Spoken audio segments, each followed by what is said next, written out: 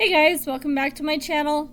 So it is 3:30 in the morning. It's a good time to make videos. Well, at least everybody's asleep, or if not asleep, pretending to be asleep. So there's less chance that somebody is going to walk through the room while I'm recording. As soon as I say that, it's gonna happen. I just know it. But there's less chance at 3:30 in the morning anyway. There will be occasional interruptions by cats, however. There's Christopher. Yeah. Enjoying the newly vacated space on the shelf, which is where my TBR is going to go for January. I have selected it. It is sitting right here waiting. So, in a moment, I will walk you guys through my TBR for January. First of all, though, I get to show off some Christmas presents from my sibling that came over earlier. For those of you that do diamond painting, you'll appreciate the work that went into this. This is a picture my sibling made for me. Done in diamond painting. And if you don't know what that is, you need to check out Doctor Who. This is his TARDIS. Yeah, it's shiny. Ooh. Yes. So that one will be finding itself a frame and going somewhere soonish. She also made me some other diamond painting things. Some cute little coasters. There's a whole set of these. All sorts of different colors. I told her I liked mandalas, so this is a pretty good set. Whole little stack of very pretty shiny coasters. And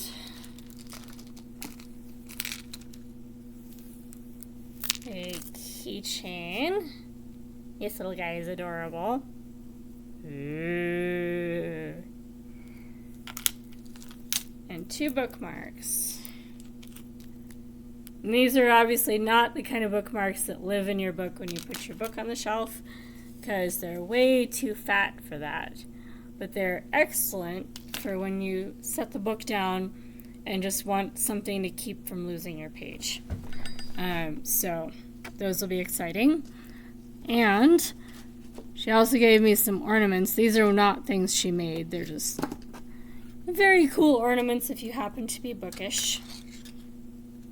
So folks that watch BookTube will appreciate these lovely ornaments.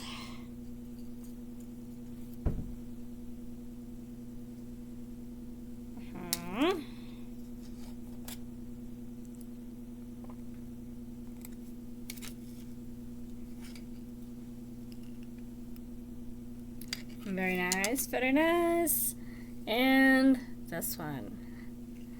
So, these will be for next year's Christmas. I will have a lot more bookishly appropriate decorations from my ornament collection. And last but not least, she also made me one of the box projects with the diamond painting. So, this will be fun. And I was doing crocheting all evening this evening while listening to Wolf Hall by Hilary Mantel. So I started a new sampler blanket. So right now it is that long. It's not going to be done for a while. But this was stuff that I was working on just since about 5 or 6 hours ago.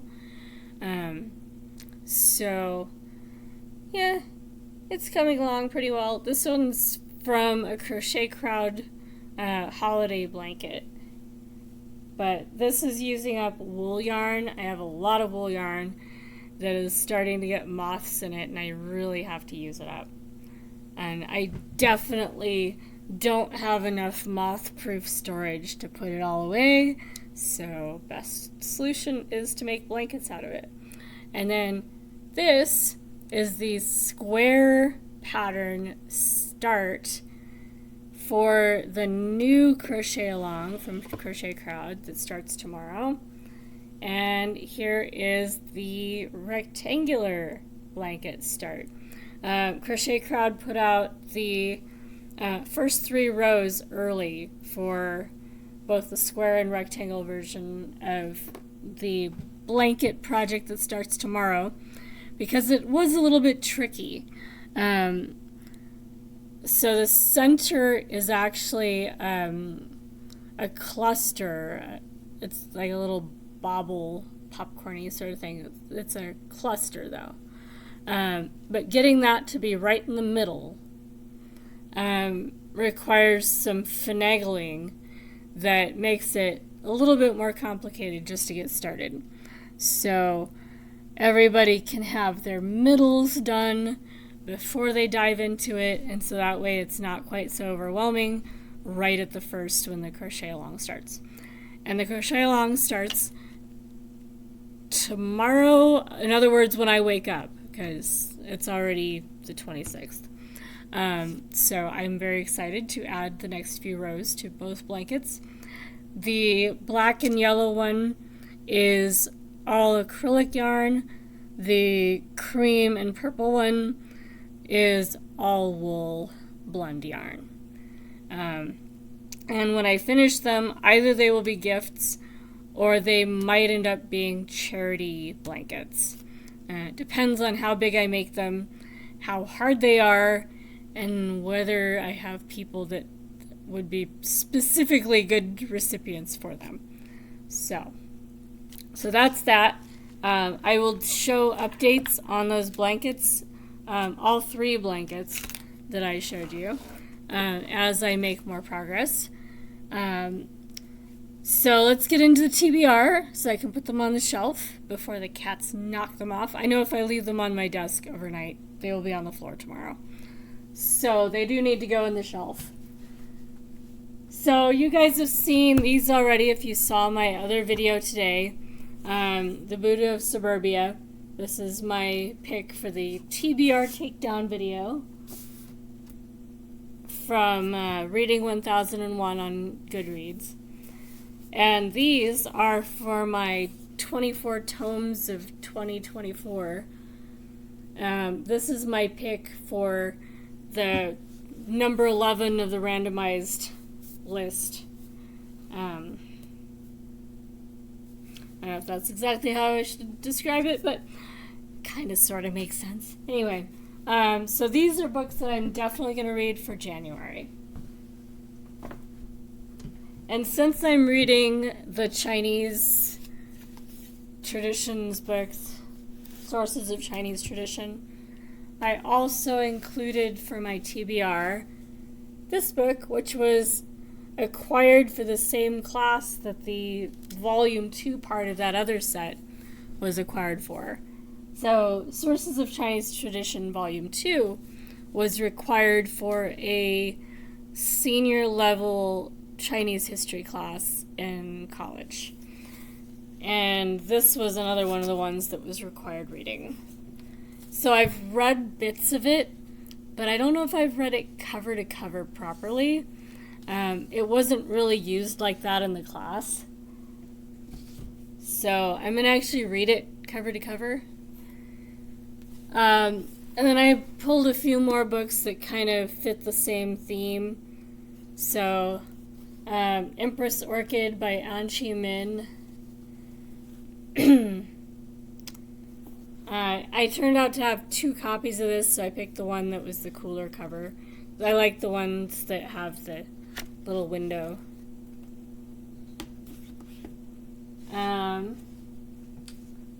Let's see.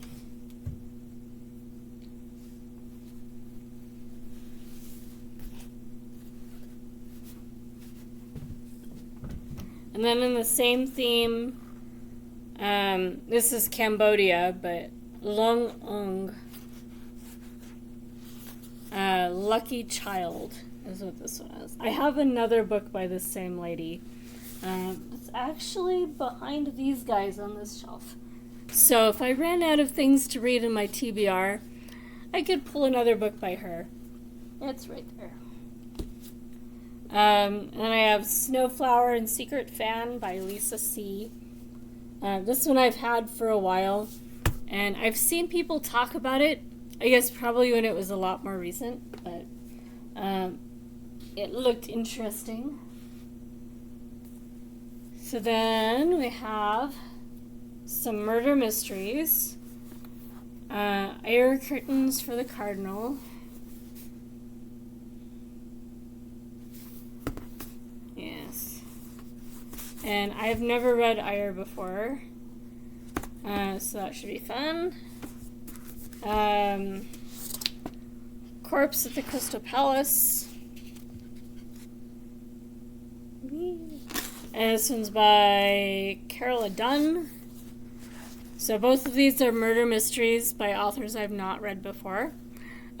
These are tied into that 500 mysteries challenge that theoretically I'm working on. I still need to tally up what I've read that's in that, mystery and crime genre since I started that challenge. So there will be a video for this week. But I am trying to actually include some murder mysteries on purpose so that I get a little bit more towards that goal. These are not murder mysteries, but they are ones from a series that I read the first one of. So, Sigrid Undset. This is not one of the series that's on a published list, but it was the series that was available at a bookshed where they were 25 cents a piece. So, I'm looking forward to them. And the first one was The Axe. So, and I have In the Wilderness and The Sun Avenger. These are historical fiction, kind of family epic, set in Norway. Alright, put them up there. Here's some more murder mysteries. Unnatural Causes by P.D. James. I've read a lot of P.D. James 2 years ago, so I'm kind of getting back to the ones that I missed 2 years ago. And then The Sayer's Swindle by Victoria Abbott. And I think it was her series that has the book about Nyayo Marsh, or in Nyayo Marsh's books. I'm pretty sure it was because of her book that I started reading in Nyayo Marsh. And I've been listening to audiobooks of Dorothy Sayers' books as bedtime reading the last couple weeks.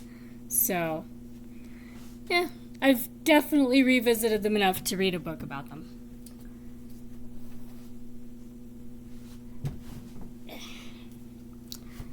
I don't remember which booktuber was talking about Tracy Chevalier, but somebody actually was reading or talking about either this book or Tracy Chevalier in general in the last month or so of BookTube. So I saw this one in my stacks. I was like, no, I haven't even thought about this book since I acquired it. So this one's on my TBR. I don't know much about it besides that it sounded interesting when the booktuber was talking about it, but I didn't retain any of that information. Just, it sounds interesting. The Song of Names by Norman Lebrecht. I don't think it was on BookTube, but somebody I've encountered mentioned this as being one of their favorites. I acquired this one from a free shelf, so it's nice to know that somebody thinks it's pretty exciting. It's one of the ones that if I was going to declutter my shelves, I might have gotten rid of it just because I haven't thought about it in any direction, so I don't know. It might turn out to be one of those that is really great and that becomes a favorite. But the fact that nobody talks about it makes me wonder. This one you cannot really see the title very well because it's sneaky. Overlord. Let's see if it has a better page inside. Not really. It has artwork though. It definitely has some artwork. So, Overlord is one that I've borrowed from a friend from my stitching group. I think I have this one and one other book of hers. So, since I always forget that I still have them, I need to read this one and give it back to them.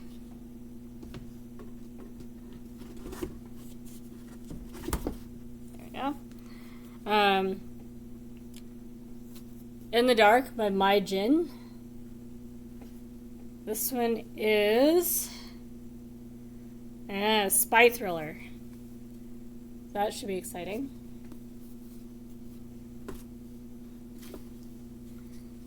Modern Japanese Literature, compiled and edited by Donald Keene.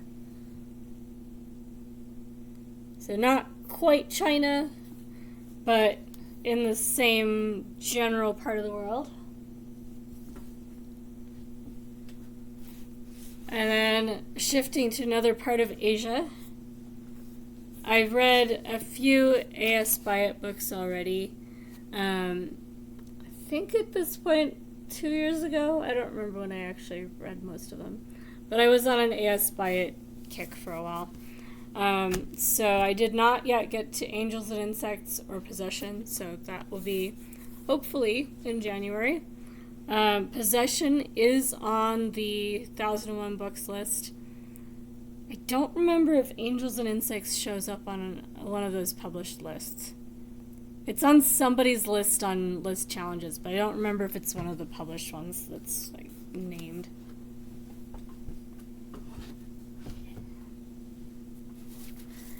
And a Michael Moorcock, City of the Beast.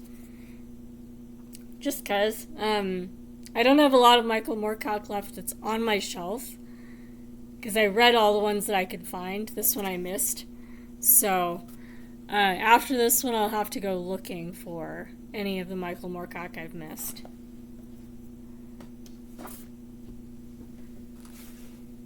Actually, I think I have a quartet by him. It's all bound up together somewhere. Now that I'm thinking of it, I have no idea in the new place where I put it. That's kind of becoming one of the themes is post-moving, I don't know where all my books are. So, we'll find out. Short story collection by Joyce Carol Oates, Raven's Wing.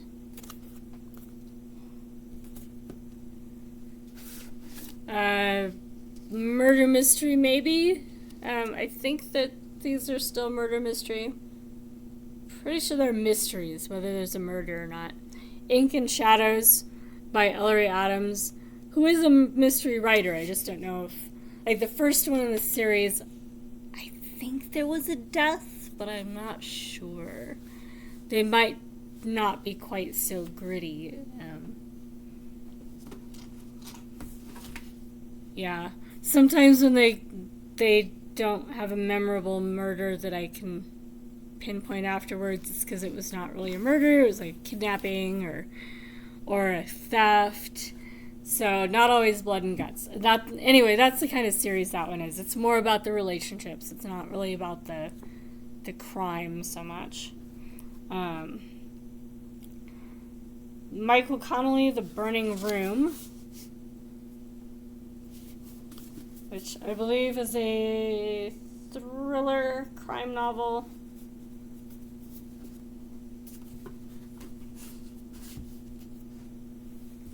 Alright. Turkish Gambit by Boris Akunin. This one has been on my TBR this year. And when I was going through list challenges the other day, I kept thinking that I read this one. And then I realized that I'd started it. There's a bookmark in it. And I just never actually finished it. So I might actually start with this one, just because it's already got a bookmark in it. But it is going to be for January, so I'm not going to dive into it until January.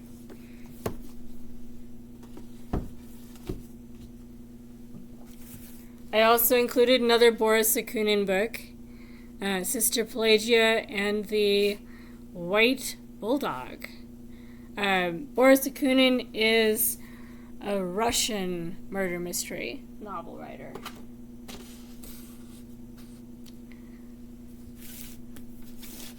And then Nick Oldham. So another murder mystery.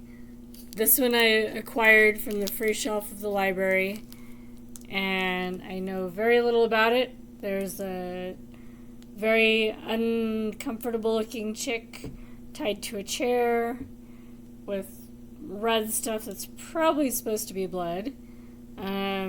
So kidnapping? Probably.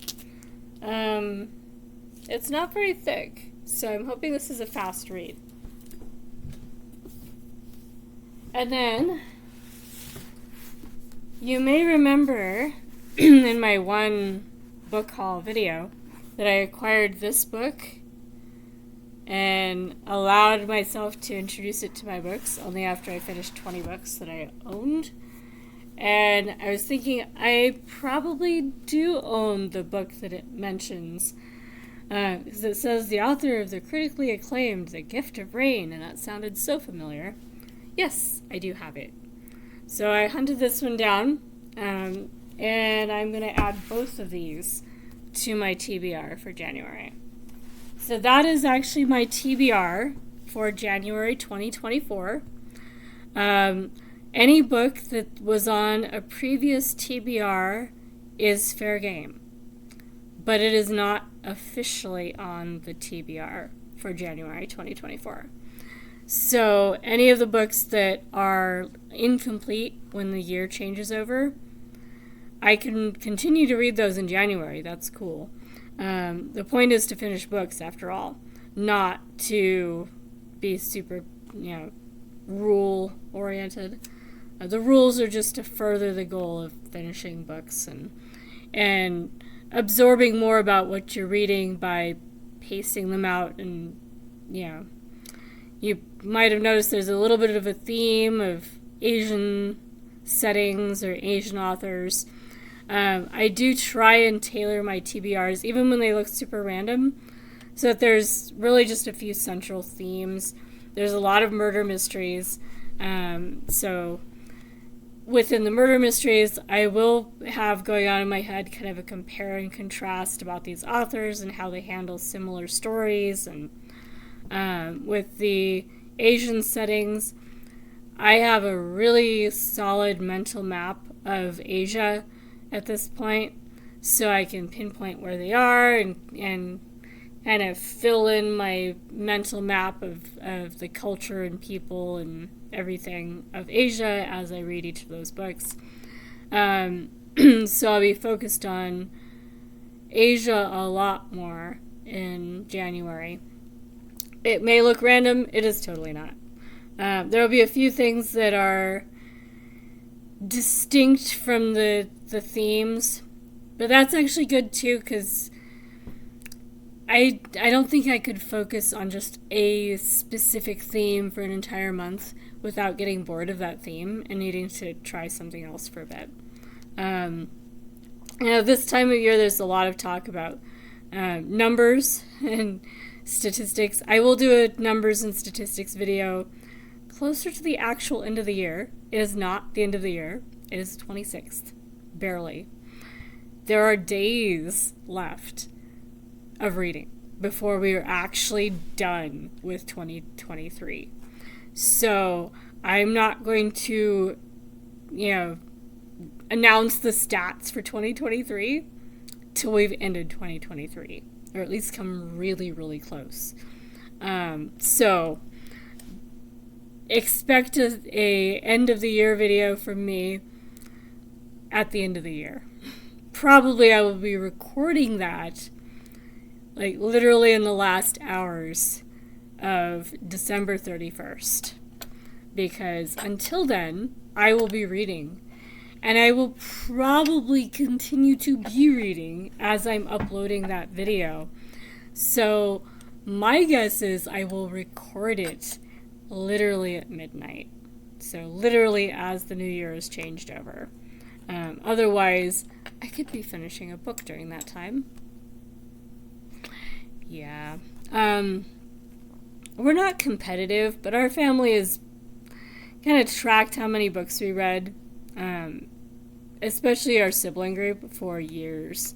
So all of this, book goals and comparing how much you've read to other people thing that everybody does for better or for worse on the internet.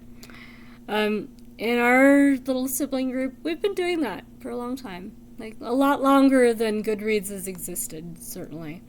And there are rules in our family about what counts and how you count it. And one of the rules, of course, is if the other people in our little group count it, then you can count it too. So we had a discussion about whether or not the analog magazines and the Isaac Asimov science fiction magazines count as books. They are, some of them, about 200 pages, so they are longer than a lot of the pulp sci-fi standalones. But we actually did discuss what it means to have finished a magazine like that. You have to actually read it, not just read one or two stories and check it off. So we have all these rules, we have all these traditions about how you count books. And we do discuss books. So all of that was something that for us predated all of the internet bookish world. It's very nice. Anyway, so I wouldn't say I'm super competitive, but I've ingrained all those rules in my head. The year doesn't end until the 31st. You can read up until the 31st is over, and it counts for your year. So it behooves you to not declare your numbers before they're finished. And I always have this fantasy of finishing all the books I've started so that I have a clean slate for January 1st. Is that going to happen? No. You guys may have noticed that the completed books that I've showed off in any of the videos in the last week do not include most of the books that I've showed you guys that I'm reading. Yeah. There are a lot of unfinished books that are still in progress.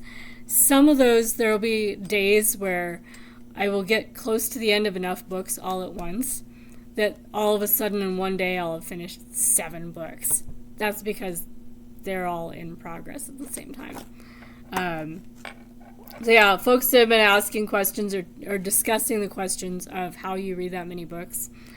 I'm one of the people that they're kind of referring to, poking at, asking about, whatever. For me, that's how it works out, is eventually you come to the end of all of the books kind of at the same time if they're similar length books. Unless you really get into one of them and focus on it for the rest of that book. So I have quite a few that's going to happen with. So it might be this year, it might be next year. I will finish every book that has a bookmark in it at the moment. I very, very, very rarely DNF a book. Out of the whole year, I DNF'd a book this year, and that was because it was gross, and I didn't like it to a point where I didn't really want to turn the page anymore. So, aside from that, every book that I've put a bookmark in has been a completed book by the time it went away. So yeah, yay. I also, though, for folks that are going to say, oh, but did you absorb what you read? We've had these discussions on the internet for years now. Yes, I do absorb what I read. However, I also absorbed this idea from some guy. Was it Adler? It might have actually been Adler. I don't usually like things he says about reading, but it might have been Adler. It might have been one of the discussions on reading and writing with authors things, where they're talking about what it means to read a book. And you read a book the first time just to get the plot, the basic storyline, basic structure, basic characters. And then you read the book the second time, and you get more of the underlying messages and details that you missed the first time. And then if you really want to understand the book, you read it the third time. So reading a book the first time is just the first step. And that's how I kind of see my reading. I'm not going to reread every book I read. As a matter of fact, I'm not going to reread most of the books I read. But that first time may be all I need for that book. It may not be the kind of book that I need to reread ever again in my life. And now that I've read it, I know that, and I've gotten what I need out of it, and I can move on. If it's a book where there's more to it, and I don't realize it at the time, when I discuss it with other people, I may go back and revisit the book with that new perspective from having discussed it with other people. And then that second reading, I've already read through it the first time, so I don't need to reread it twice in succession right then to get that same effect of the second reading getting more in depth. Because I've already read it. I've already got the basic plot.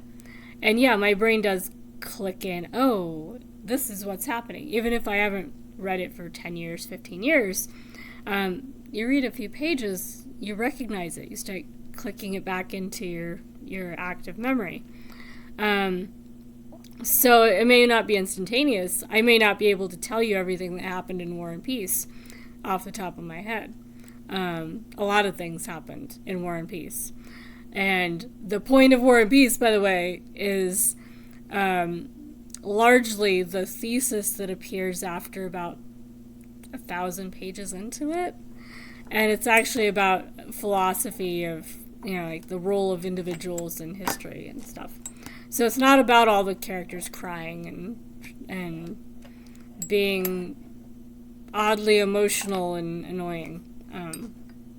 Yeah. But, when you discuss it with other people and then go back and reread it a year or two later, you get more out of it the second time. So you have to have read it the first time to be able to do that, reading the second time. So I will try really, really hard not to put long essays about reading under every video that comes out about stats and how people read as much as they do. I've accidentally done that on a couple of videos already, I think. I don't know if they were that terrible rants. I've been restraining myself. But I may actually do a whole video on how to read more books. Kind of in response to all the videos that have been coming out on that theme by people that don't read as much as I do. But for now, that's as much as I'm going to say, because it really should be its own video. And seeing as I am one of those people that even on a bad year, like this, I would count this as kind of a bad year. The war in Palestine threw me off so bad that I barely read anything for a whole month and a half following that war. And only really got back into reading when I realized that I was so psychologically fixated on the war that it was impacting my mental health in ways that were really not healthy. So I made myself stop watching the live streams and just tune out for a while. It was necessary. And then I started reading again. It was good. And I also moved, and I was hoping I could get more reading done during that process. I did get reading done, but not nearly on my normal level. So this was a bad year, and I finished not quite 270 books so far. So, yeah, there are ways that works. Some of them are inherent to who I am and how my brain works. Some of them are things that anyone could do. And certainly a lot of it you could train yourself to do. if you want to, if it fits your lifestyle and your goals. So I will do a video all about that because, oh my gosh, this video is getting long.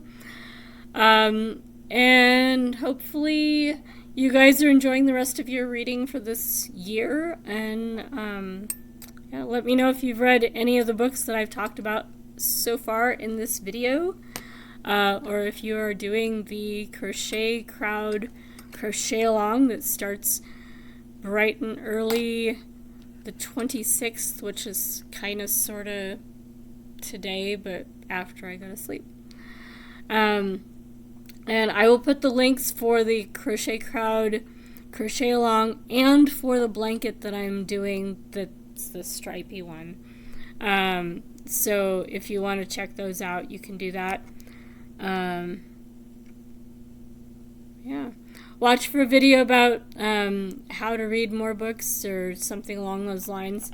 Because, yeah, the more I think about it, the more I really should do a video. I've been an advocate about this issue on other platforms for years. I just haven't talked about it directly for very long on my channel yet. So, for now, I'm going to sign off because it's going to take well over an hour for this to upload, even as is. And I will catch you again soonish, hopefully with more books I have finished. Bye, guys!